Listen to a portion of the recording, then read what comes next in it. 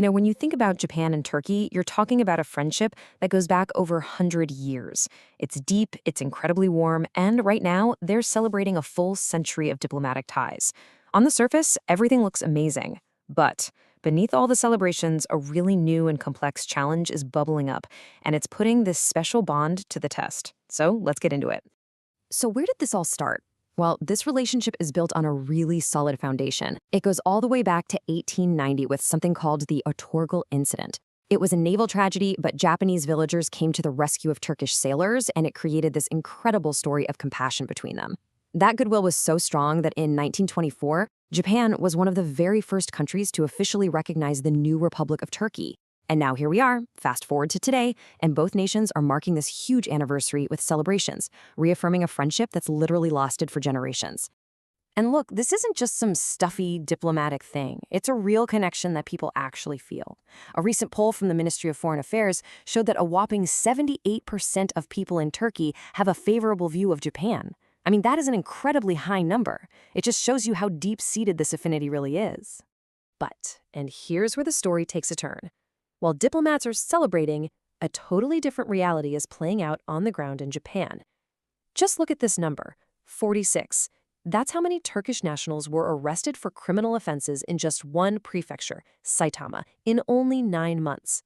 This is a pretty sharp increase, and it points to some serious friction, far away from the official handshakes. And we're not talking about small stuff here. Official records from the local government show these arrests were for serious things like assault, which makes up about 20% of the total, followed by theft and battery. To give you some context, those 46 arrests, they made up nearly 10% of all foreign-related criminal arrests in the area during that time, so it's significant. So how in the world did this local issue blow up into a national conversation? Well, the epicenter is a city called Kawaguchi in Saitama, which has a growing Turkish and Kurdish community.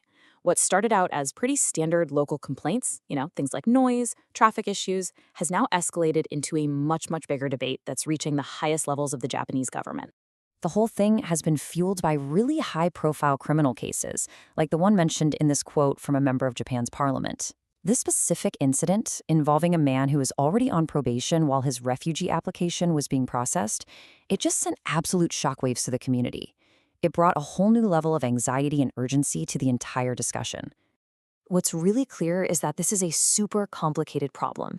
On the surface, yeah, you've got clashes over social norms, different ideas about noise, traffic, basic etiquette. But when you dig deeper, you find accusations about the system itself, like people allegedly misusing Japan's refugee application process. And all of this is stirring up a dangerous rise in online hate speech and putting a huge strain on local police and city services. And all this friction in Kawaguchi, it's put a giant magnifying glass right on Japan's immigration system, specifically the way it handles refugee applications. It's a system that's designed to protect people, but now some are starting to ask if it's being used for something else entirely. So the big question being asked, even in Parliament, is this: are people gaming this system? The main concern is that some folks might be coming to Japan as tourists, which is totally legal, but then immediately applying for refugee status. Not because they're fleeing persecution, but as a way to extend their stay and get permission to work while their application is processed, which, by the way, can take years. And this quote from a Diet member, it really cuts right to the heart of that skepticism. The argument is pretty straightforward. If a person can get a passport, buy a plane ticket, and go through customs in their own country with no trouble at all, can they really be considered a refugee who's fleeing for their life? It's a tough question. However, and this is a really big however, you have to look at the official data. When they were asked about it, Japan's Ministry of Justice said they have zero records of any Turkish national who was denied refugee status, sent back, and then persecuted because of their application. So that adds a whole other layer of complexity to this debate, doesn't it? Okay, so what started as a local problem in one city is now officially bubbling up to the international level, and it's creating a serious diplomatic headache for two countries that are supposed to be the best of friends. Right in the middle of this whole dilemma is the visa waiver program. For decades, this has been the bedrock of the Japan-Turkey friendship. It allows for visa-free travel, which is great for tourism and business. It's a huge symbol of trust. But now, some people in the government are starting to see it as part of the problem, a potential gateway that might be enabling the very issues they're seeing in places like Kawaguchi. So you might be thinking, would they really do that? Suspend the visa waiver for a friendly country like Turkey? Well, it would be a huge step for sure. But believe it or not, there's a history here. The foreign minister has confirmed that Japan has done this before with countries like Pakistan, Bangladesh, and Iran when they saw a big spike in illegal residents.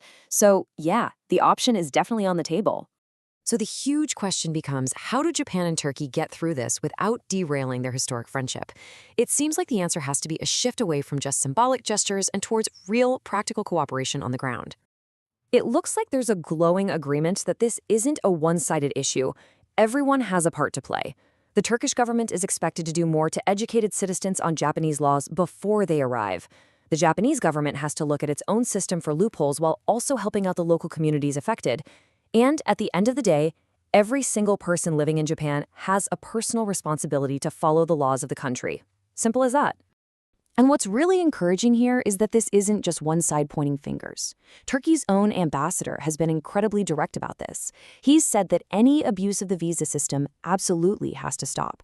And he's also made it crystal clear that it's critical not to let the actions of a few people tarnish the reputation of the entire community. He's drawing a firm line between the troublemakers and everyone else. And that brings us to the final, critical question. The first 100 years of the Japan-Turkey friendship were all about these grand gestures and mutual respect. But looking forward, the real test is going to be navigating these messy, real-world challenges.